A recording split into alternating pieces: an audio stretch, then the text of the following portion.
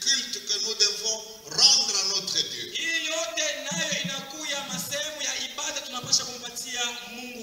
La fête de la Pentecôte, c'est quoi?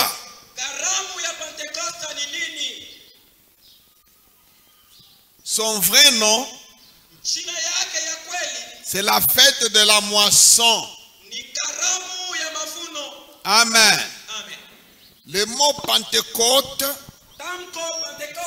vient du fait de sa situation dans le temps. Situation dans le calendrier. Mais sa vraie nature, c'était la fête de la moisson.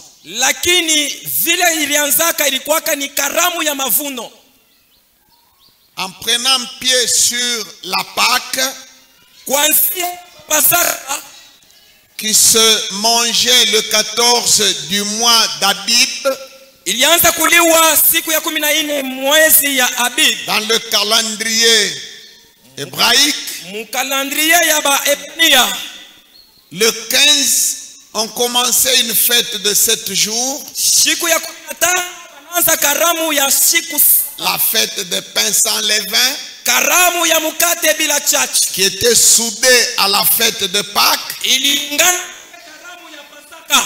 Maintenant, le dimanche qui intervient pendant la fête des pains sans levain, c'est-à-dire le premier dimanche qui vient après la Pâque, il y avait une cérémonie de dédicace d'une gerbe devant la face du Seigneur. On amenait une gerbe, produit des champs, qu'on venait agiter.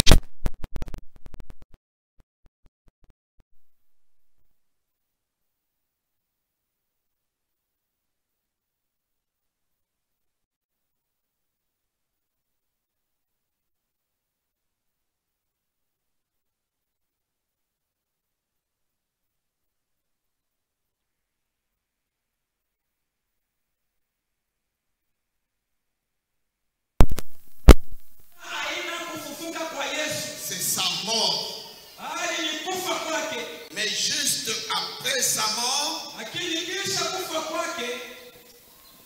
le lendemain du sabbat qui vient après la Pâque, c'est-à-dire le dimanche, c'est ce jour-là qu'on apportait une gerbe et qu'on agitait devant la face du Seigneur. C'est cette gerbe-là qui symbolisait la résurrection. À partir de ce jour-là, on comptait 7 semaines. Le lendemain du dernier jour de la 7e semaine, c'est là qu'on célébrait cette fête ici, la fête de la moisson. Elle intervient 7 semaines après. Si vous prenez cette semaine fois 7 jours, vous avez 49 jours. Maintenant, le lendemain, c'est le 50e jour. Le fait là de dire le 50e jour, c'est ça le terme Pentecôte. Quand on dit la fête de la Pentecôte, on est en train de dire la fête du 50e jour. Et la fête du 50e jour,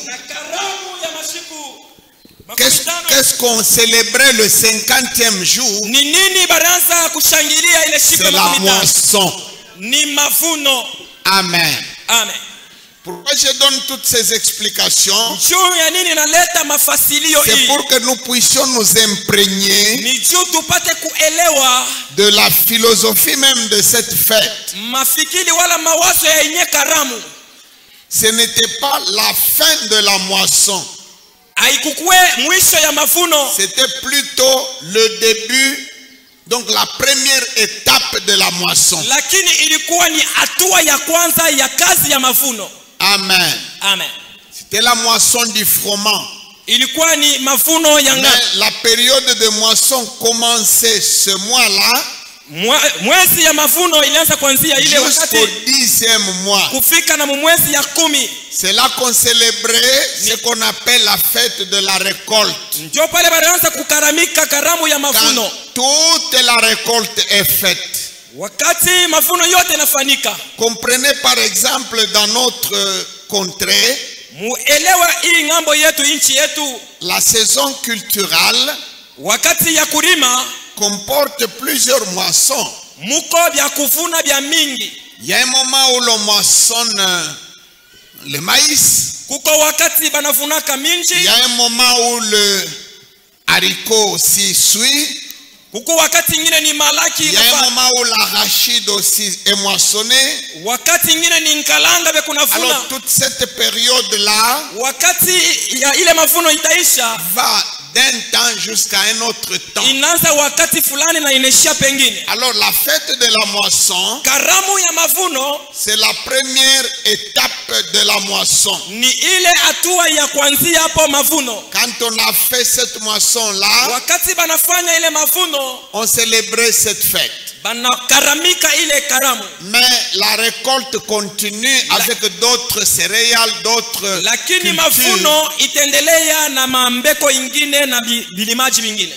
La Bible utilise beaucoup de symboles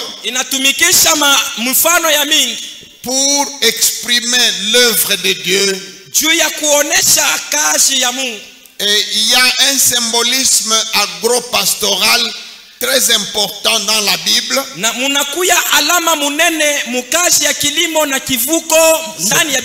C'est pourquoi tantôt les serviteurs de Dieu sont appelés des bergers et les enfants de Dieu sont appelés des brebis. Mais et puis quand on va du domaine agricole, on parle de défrichage,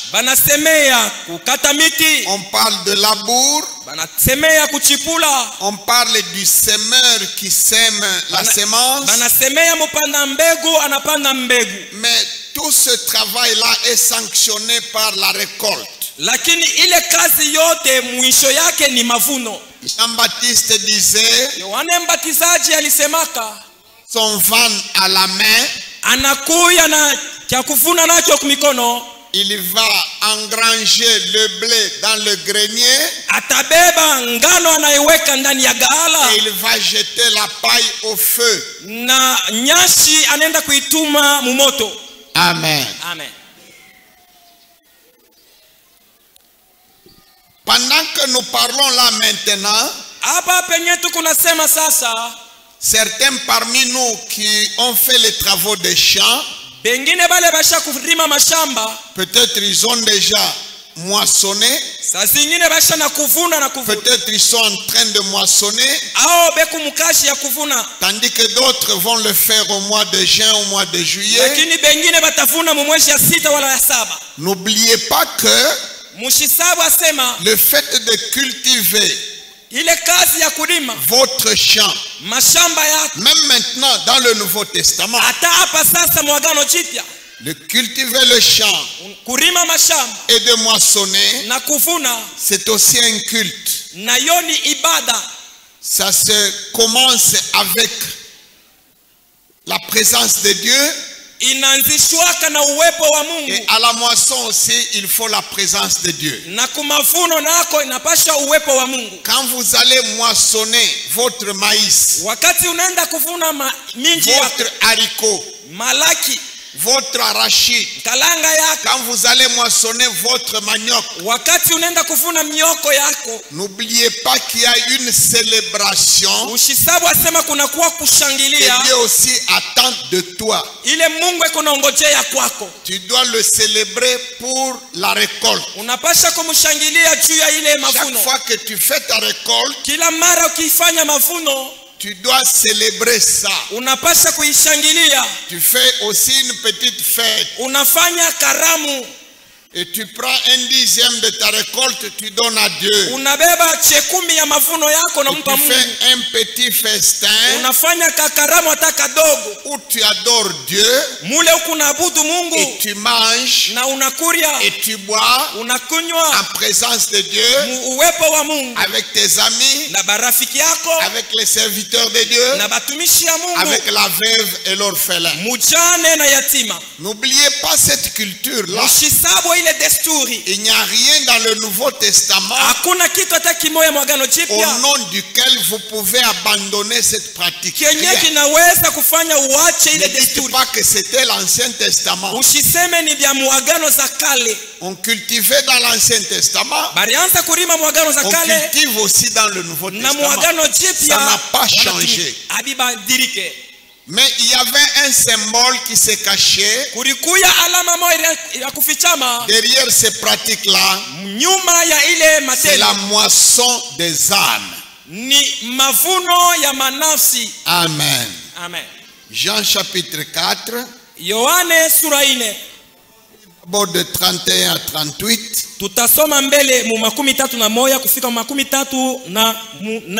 Qu'il plaise au Seigneur de me donner, m'accorder de parler juste un tout petit peu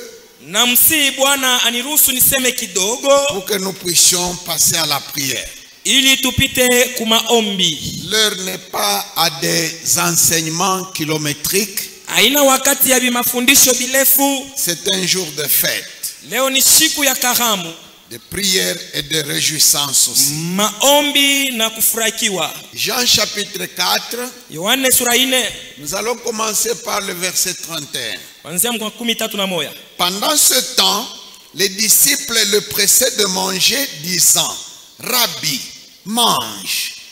Mais il leur dit: j'ai à manger une nourriture que vous ne connaissez pas. Les disciples se disaient donc les uns aux autres: quelqu'un lui aurait-il apporté à manger?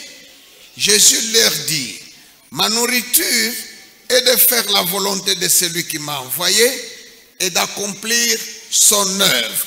Ne dites-vous pas qu'il y a encore 4 mois jusqu'à la moisson? Voici, je vous le dis, levez les yeux et regardez les champs qui déjà blanchissent pour la moisson. Celui qui moissonne reçoit un salaire et amasse des fruits pour la vie éternelle, afin que celui qui sème et celui qui moissonne se réjouissent ensemble. Car en ceci, ce qu'on dit est vrai. Autre est celui qui sème, autre celui qui moissonne.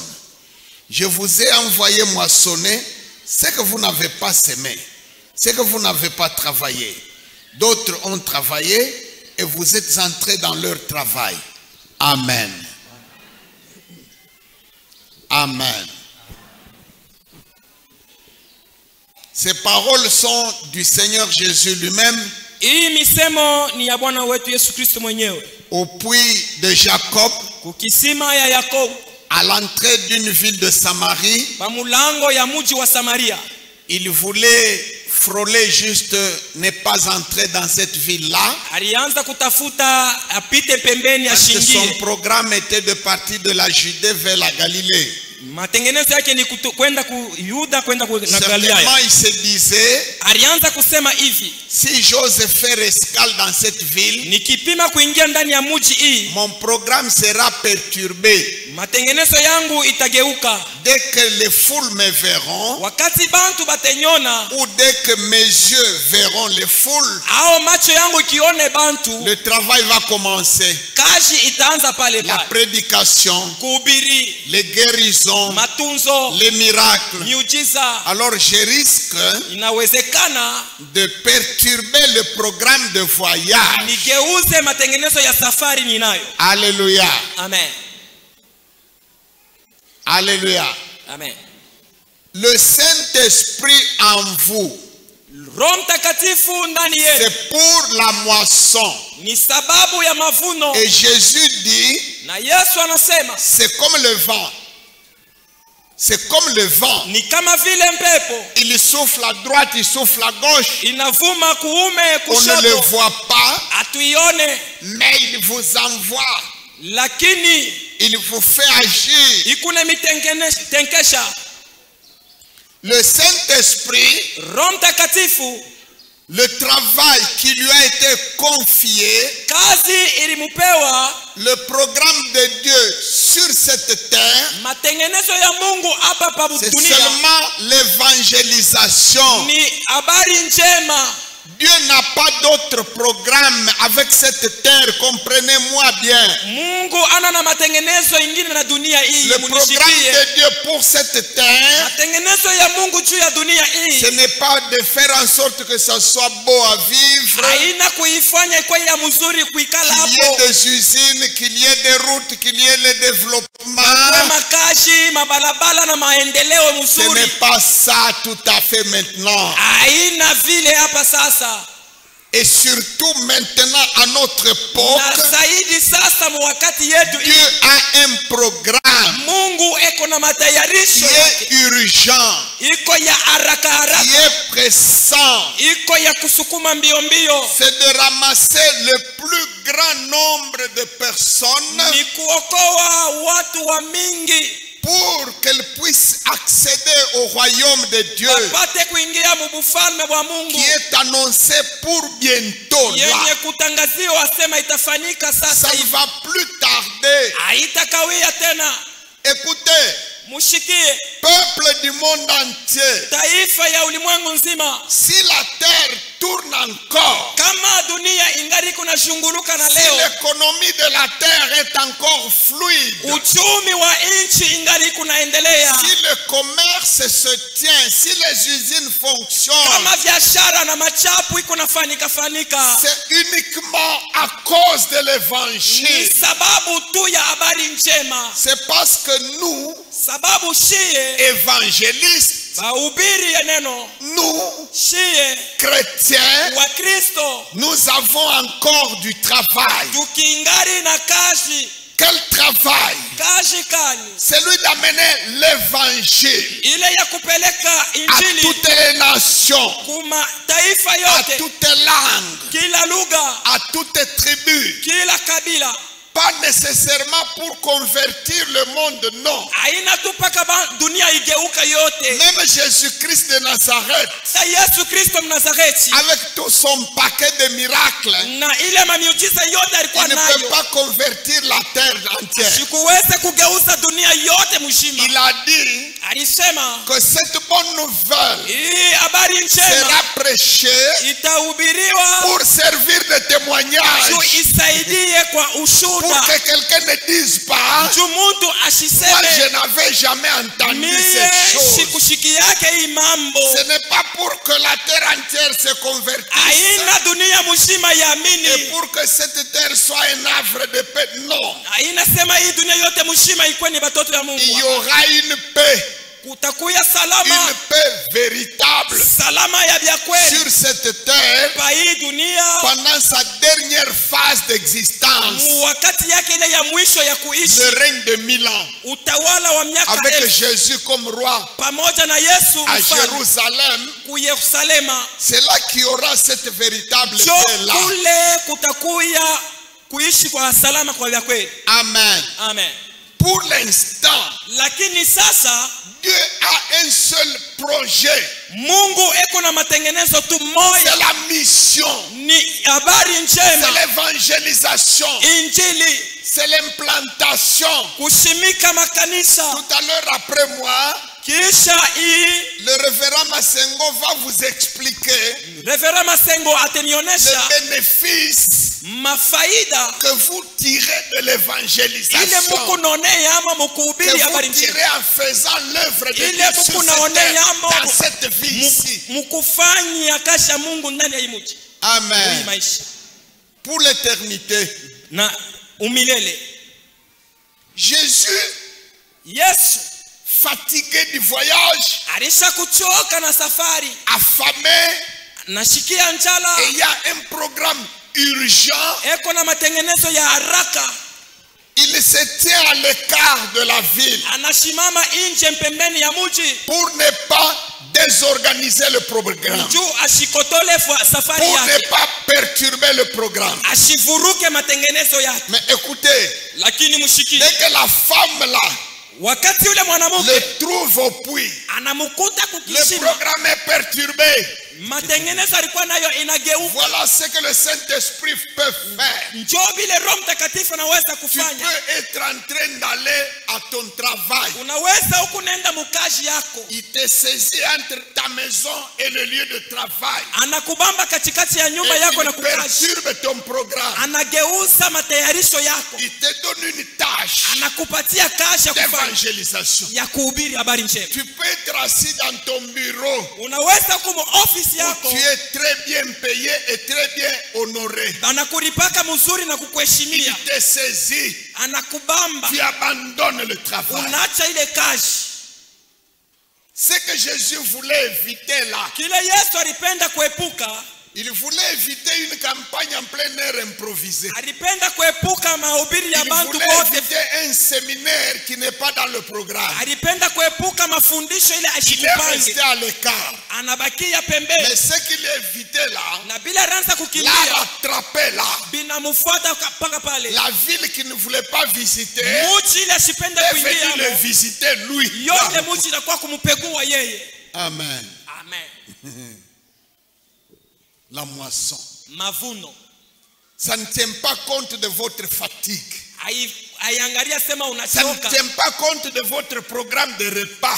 aiangalia sema chakula yako ni nini, ni saka, Ça ne tient pas compte même de votre état de santé. aiangalia sema huku malaria au huku mzuri. Quand c'est l'heure de la moisson, Wakati ya mavuno ikienea, le Saint-Esprit te saisit. Roho Mtakatifu Tu ne anakukamata, peux pas résister. hauwezi kujama. Amen. Amen.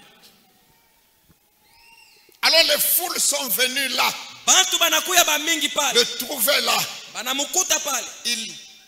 La femme qui était allée alerter les foules Ule mwanamke alienda kuita bantu ba mingi, leur a dit, anabonesha hivi, venez voir quelqu'un qui m'a dit tout ce que j'ai fait. mkuye muone mtu mmoja Ne ananyonyesha vyote serait-ce nilivyofanya. pas le Christ que nous attendons? Aina tu mwenye huyu Kristo tu kunongojeaka. Sur ce point, elle m'étonne encore un tout petit peu, cette Ile femme. tena mambo iko na nishangaisha tena.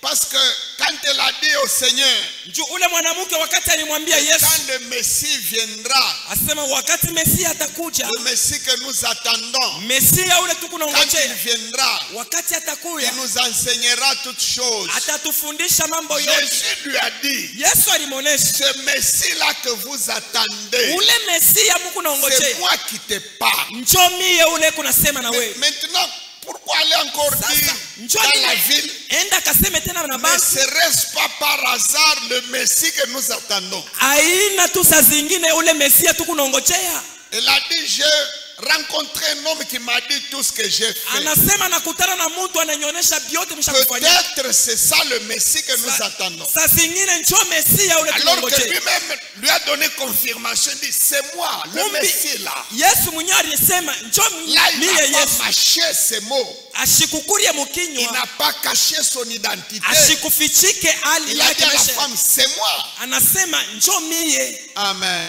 Amen. Les disciples qui étaient allés dans la ville lui chercher la nourriture Wanafunzi balienda mumuji kutafuta chakula, sont rentrés banarudia, et l'ont trouvé en train de causer avec cette femme-là. banamukuta iko nasumbulia na ule mwanamke. Et la femme a laissé sa cruche. Ule mwanamke anaacha mtungi yake. Elle est allée alerter toute la ville. Anenda kusema na bantu bote. Maintenant les disciples Sasa banafunzi pressent le Seigneur en disant, banamwambia Bwana, Rabbi, mwalimu, mange. kuria. Amen. Amen. Amen. Amen.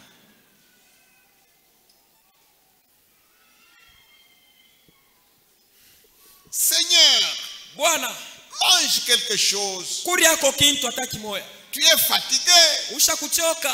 Tu as faim. Ukuna njala. Tu travailles tous les jours. Ukuna tumika siku Du yote. matin au soir. Busubuhi na En magharibi. train d'enseigner, de Ukuna prêcher. fundisha. Et la nuit, Bushiku. tu passes le clair de la nuit Unapitisha bushiku bote. à prier. Ukuna omba. Seigneur, Bwana, restaure-toi.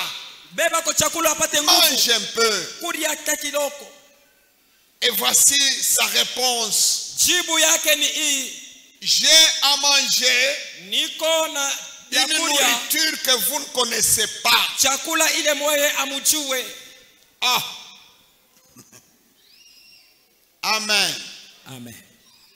C'est autant dire que Ikusa muntu anasema l'exercice de l'œuvre de Dieu kazi ya Mungu doit se vivre inapasha kuiishi avec goût na et onjo avec joie, na furaha. comme si on était devant un plat délicieux. Sa muntu eko mbele ya chakula ya butamu. Ce n'est pas quelque chose de fade, sans goût. Haina tu bintu vya baridi baridi vya C'est shiko quelque butamu. chose d'appétissant. Ni bintu vya kuleta onjo na amu ya kuria. On ne travaille pas malgré soi.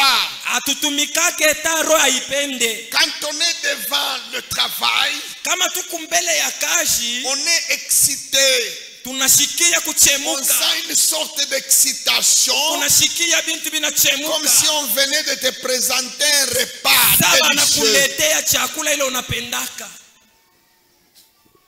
Ayez goût à l'œuvre de Dieu. Mwanze kushikia butamu bwa kazi ya Mungu. Servez le Seigneur de tout votre cœur. Mutumikie Bwana na moyo wenu wote. Prenez de la joie à le servir Mukuwe na furaha ya kumtumikia. dans son entreprise. Mukampuni yake. C'est une usine de traitement de péché Ni chapu mule bekuna isha mambo et ya le zambi. produit fini qui en sort, Na ile bintu bekuna tosha amo. il est destiné à l'exportation, Bekuna bibeba na kubipeleka fasi. à aller au ciel. Kwenda kumbingu. Amen. Amen. Ça fait de la joie. D'abord, Ikuna leta furaha. c'est une nourriture. Ni chakula. C'est également une nourriture dans le sens que, Ni chakula munamna. effectivement, ça produit aussi les effets comme ceux de la nourriture. Ikuna leta matokeo na matendo vile tunashikiaka Ça chakula. donne la vie. Bikuna leta bushima. L'œuvre de Dieu, ça donne la Kazi santé. ya Mungu ikuna leta afya. L'œuvre de Dieu, Kazi ya Mungu ça produit des vitamines et des protéines. iko na jenga mwili. Mais servez le Seigneur. Mutumikieni Bwana.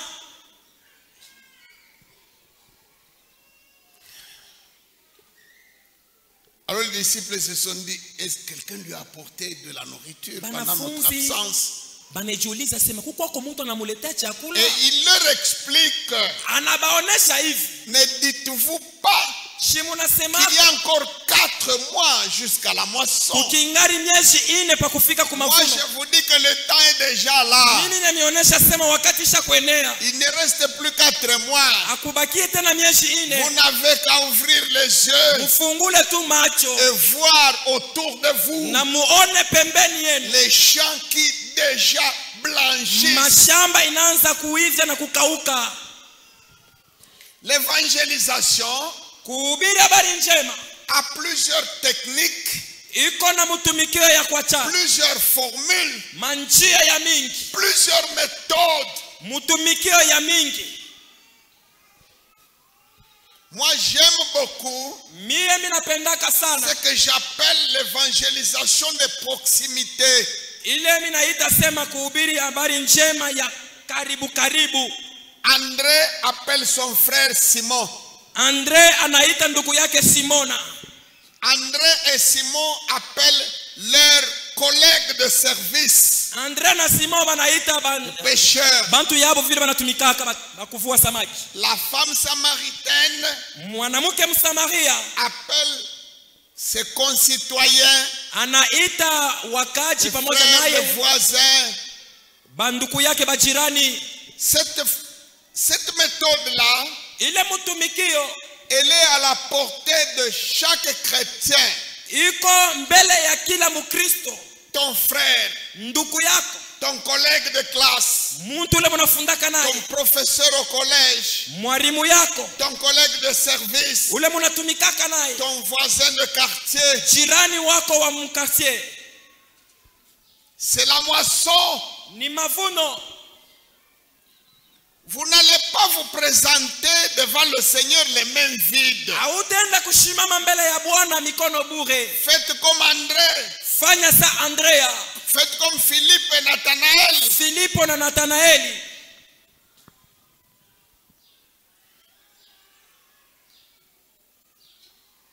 Alléluia. Amen. Il y a aussi plusieurs méthodes. Kuko tena manjia ingine ya mingi. Il y a quelqu'un qui ne va pas sur terrain. Kuko muntu ye ashendake mukiwanja cha kazi, mais qui envoie. Lakini eko natumana.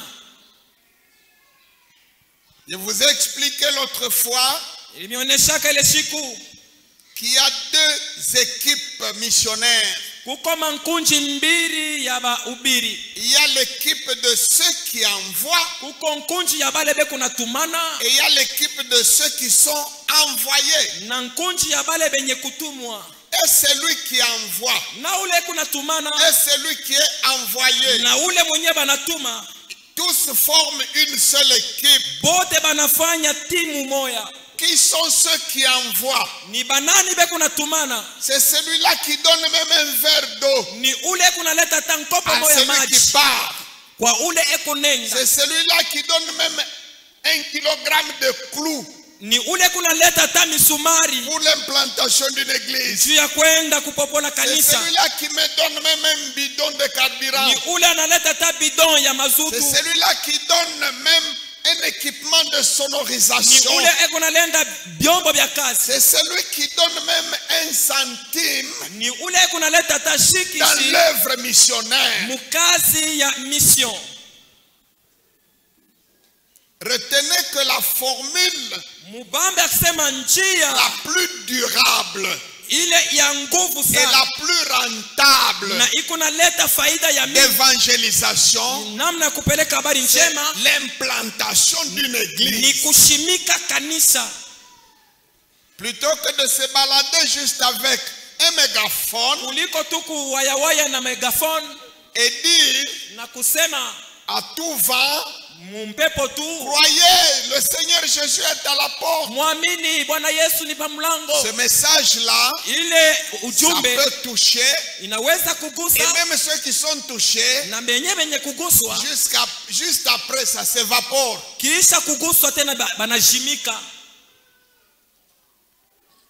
L'implantation d'une église, ça, c'est ce que le Seigneur a dit dans une parabole.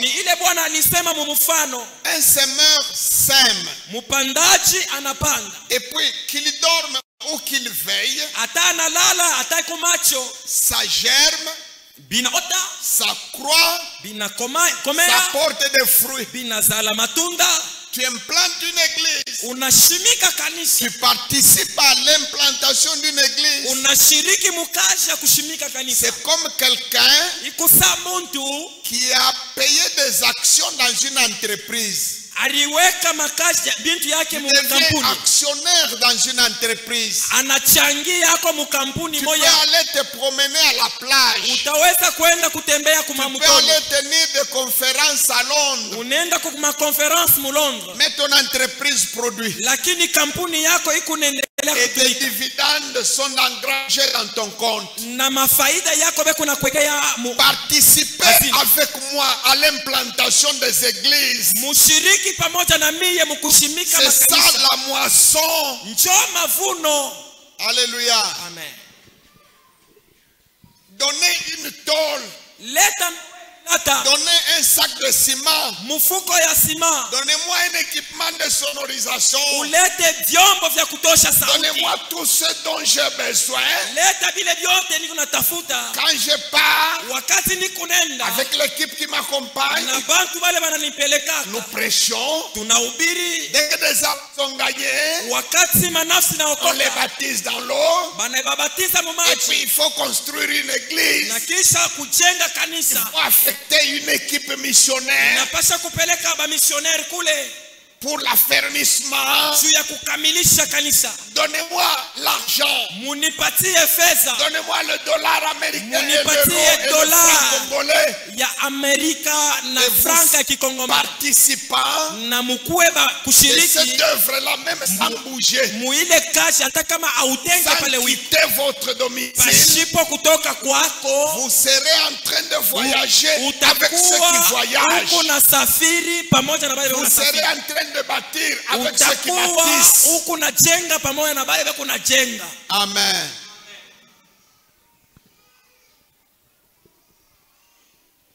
Amen. Et pour ce programme-là, il vous donne encore des équipements. Le baptême du Saint-Esprit. Alléluia. Amen. L'œuvre de Dieu ne consiste pas juste en des discours bibliques.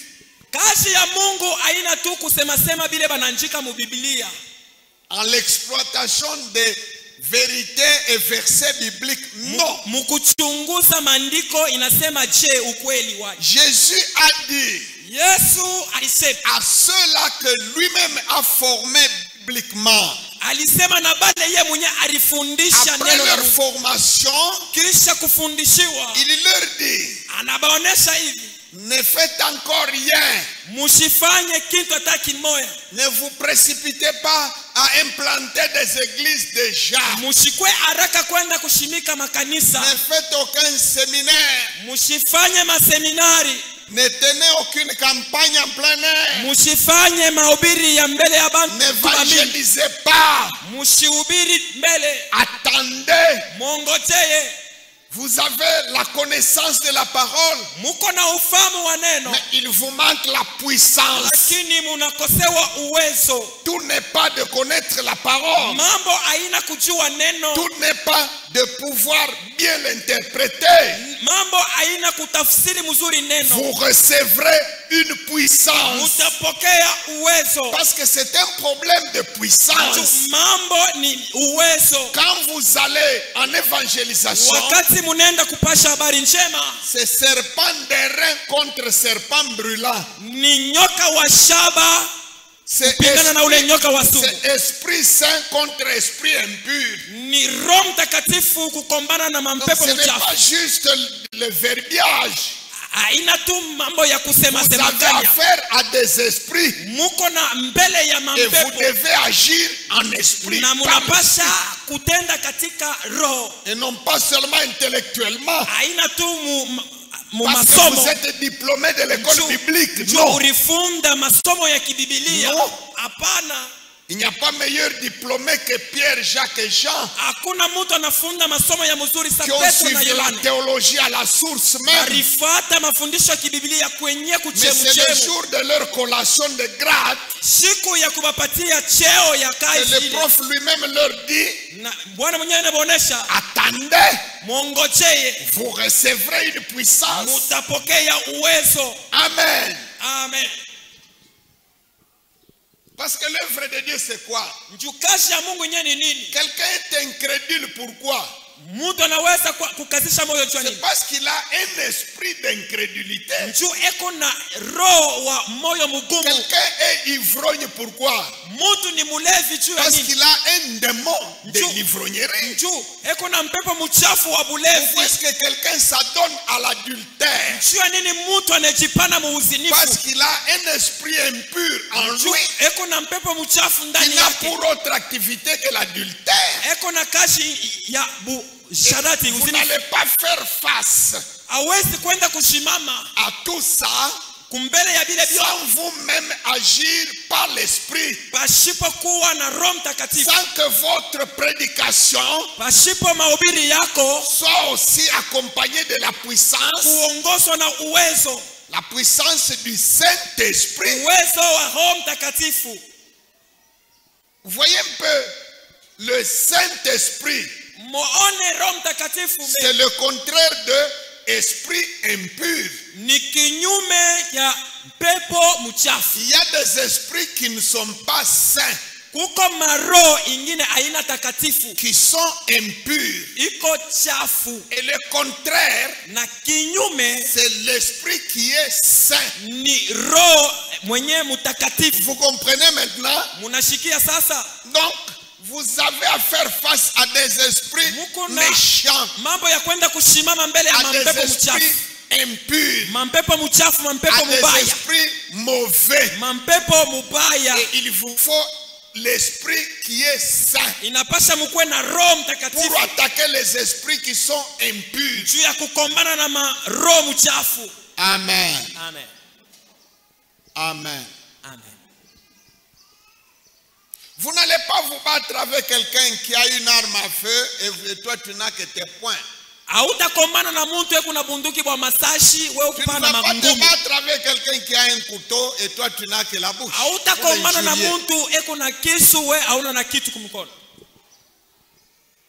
C'est couteau contre couteau. Esprit contre esprit. Esprit impur contre esprit saint. Serpent brûlant contre serpent d'airain. Amen. Amen. Pourquoi est-ce que à l'épisode là des serpents brûlants au désert, pourquoi est-ce que Dieu, pour guérir les gens, il a fait une forme de serpent même métallique fort?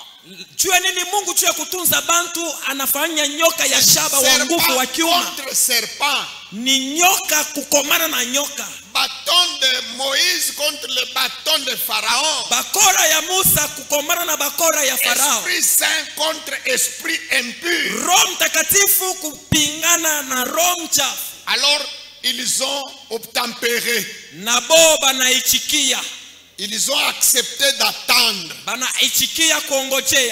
Un jour, 2 jours, 3 jours, 4 jours, 7 jours, 9 jours.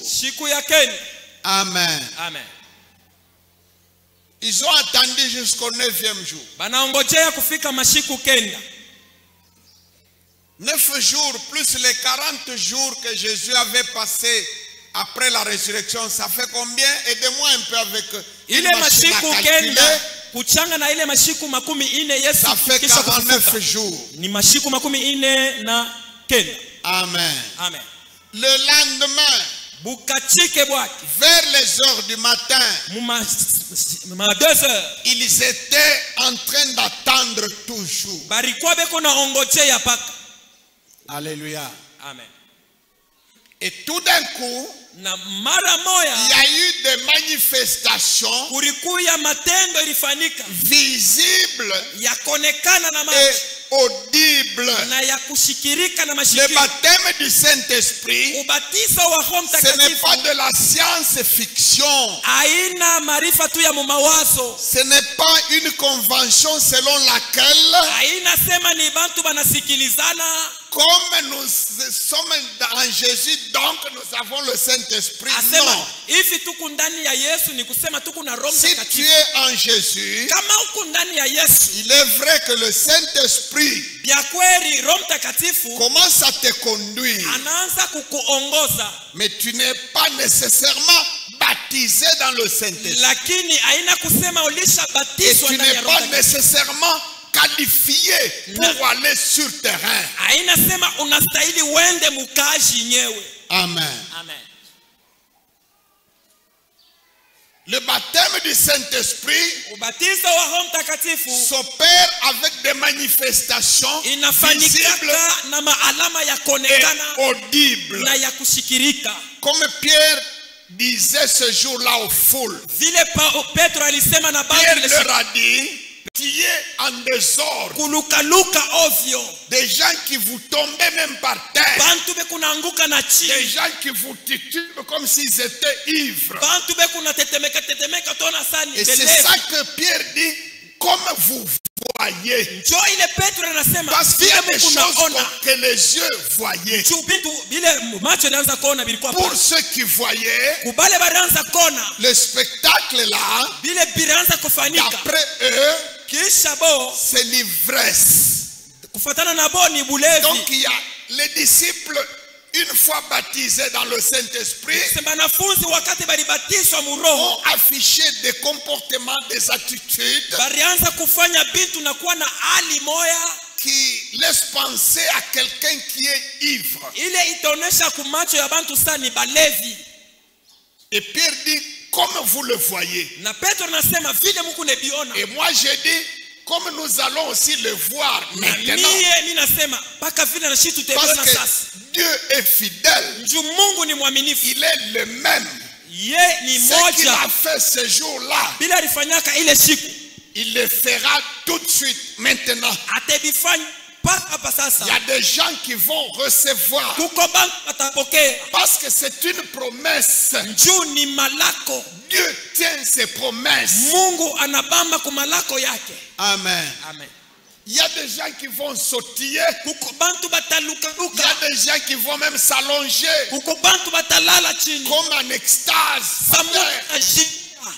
Il y a des gens qui vont gesticuler à la limite de l'extravagance. Comme vous le voyez, comme vous allez le voir maintenant. Et même vous qui me suivez au loin, par les médias sociaux, par la radio, à la télévision, vous n'êtes pas loin.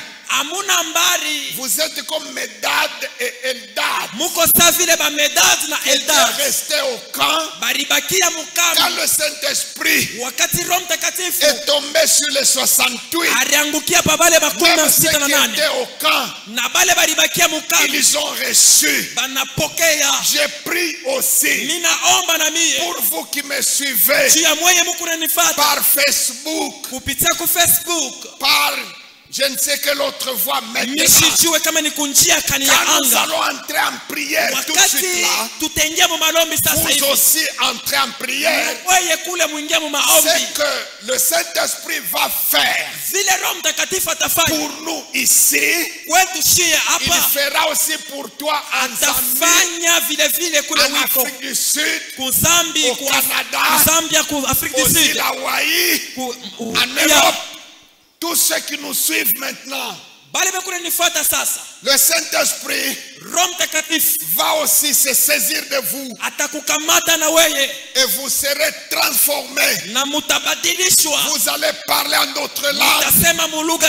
Vous allez prophétiser comme nous. Tout à l'heure, le Saint-Esprit va agir dans les hommes et les femmes, les garçons et les filles, même les nourrissons à la mamelle.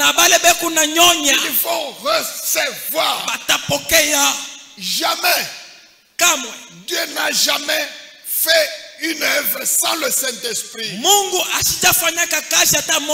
Aussi longtemps qu'il y aura église sur la terre, il y aura toujours Saint-Esprit et manifestation. Jusqu'au jour de l'enlèvement, Jésus a dit, l'Esprit de vérité que le monde ne peut recevoir, bientôt là vous allez le recevoir. Et il restera avec vous éternellement. Amen. Amen. Amen. Comme vous le voyez et l'entendez, il vous donne une dimension surnaturelle pour que vous puissiez faire face à des situations surnaturelles. Il vous donne une puissance surnaturelle pour que vous puissiez livrer des combats surnaturels contre des forces surnaturelles. Nous n'avons pas à lutter contre la chair et le sang. Nous luttons contre les principautés, contre les dominations, contre les esprits méchants. Et vous n'allez pas lutter contre eux avec des coups de poing. Vous luttez dans la sphère spirituelle par le Saint-Esprit. Il vous donne aussi des dons. C'est par là que je vous arrête.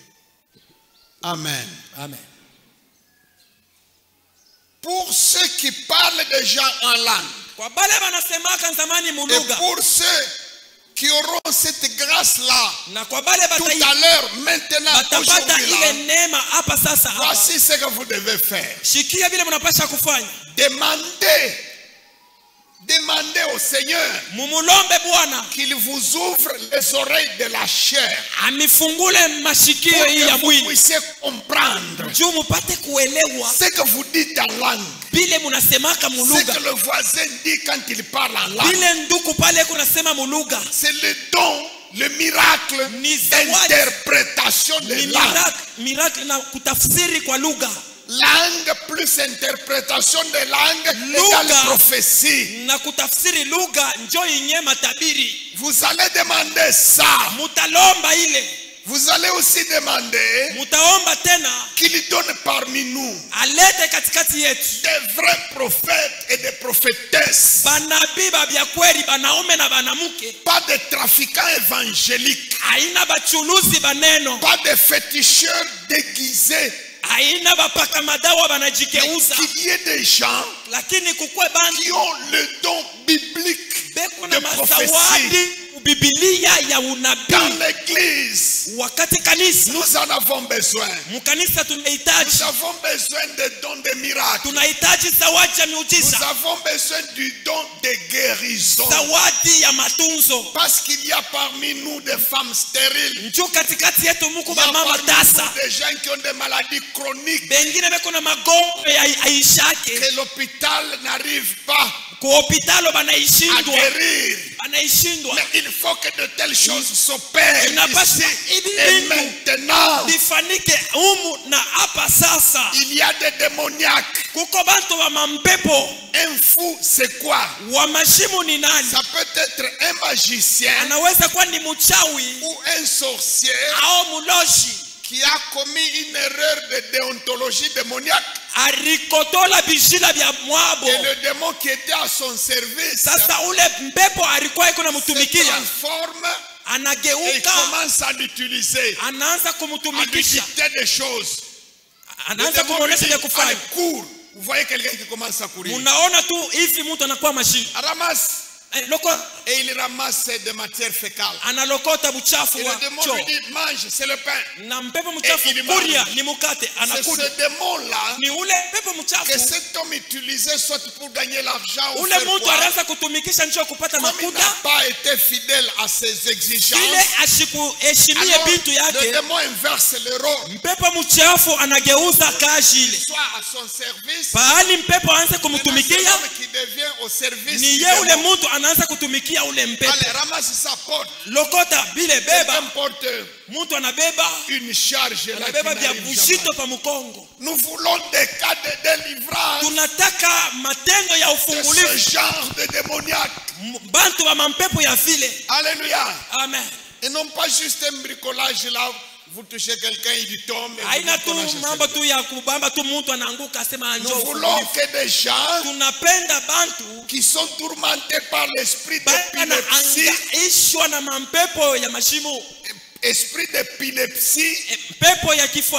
qu'ils soient guéris.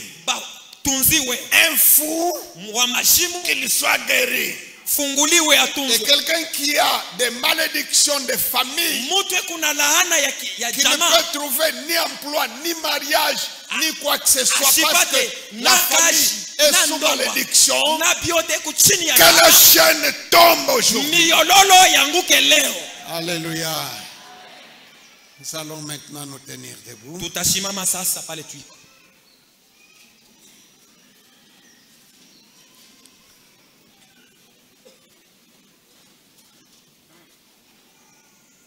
Et qu'il y ait des messages authentiques déjà dans cette célébration aussi. Pas de bricolage. Qu'il y ait des guérisons. Dieu peut changer le groupe sanguin d'un enfant anémique.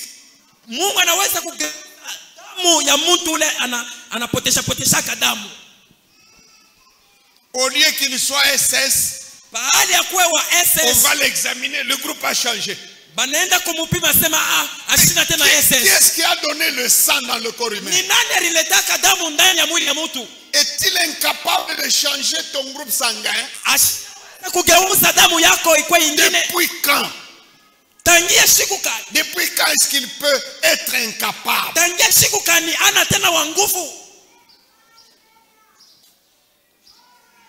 Qui a donné les trompes dans le ventre d'une femme? Même si on a déjà coupé, il y avait un cas urgent, il fallait qu'on coupe. Mais s'il a besoin encore de fécondité, Dieu peut donner d'autres trompes, des pièces de rechange.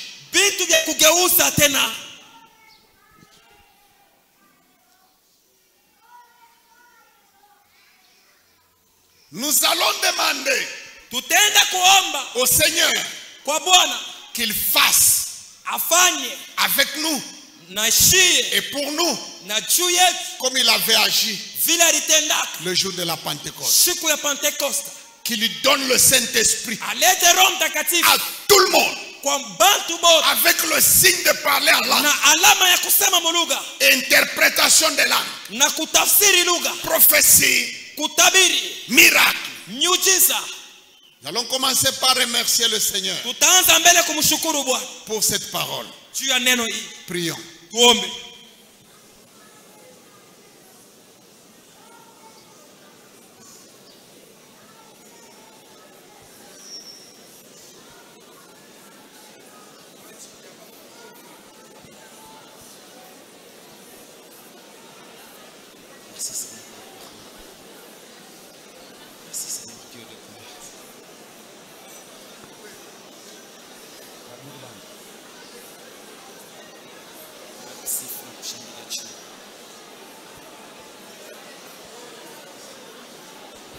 Pendant que nous prions, les pasteurs sont priés de quitter leur place